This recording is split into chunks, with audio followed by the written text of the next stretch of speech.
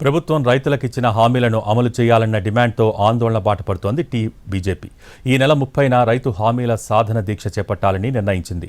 ముఖ్య నేతలంతా ఇందులో పాల్గొనున్నారు.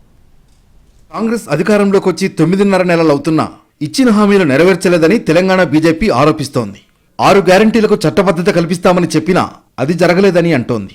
ఇటు రుణమాఫీ సగం మందికి కూడా కాలేదని, ఎక్కడికి వెళితే అక్కడ దేవుళ్ల మీద రేవంత్ ఒట్టు పెట్టుకున్నారని విమర్శిస్తున్నారు కమలనాథులు.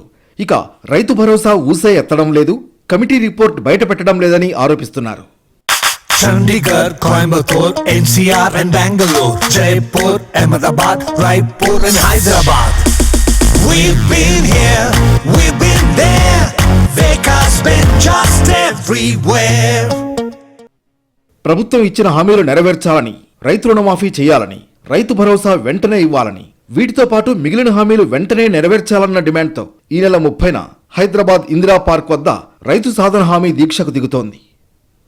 6 గ్యారంటీలకు చట్టబద్ధత ఇస్తానని చెప్పి కల్పిస్తానని చెప్పినటువంటి రేవంత్ రెడ్డి గారు మరి 3 సార్లు అసెంబ్లీ సెషన్ నడిచినప్పటికీ దాని మీద చర్చ కూడా పెట్టినటువంటి వ్యక్తి ఈరోజు 6 గ్యారంటీలలో భాగమైనటువంటి రైతు అంశాలను కూడా పూర్తిగా విస్మరించడం చాలా బాధాకరం.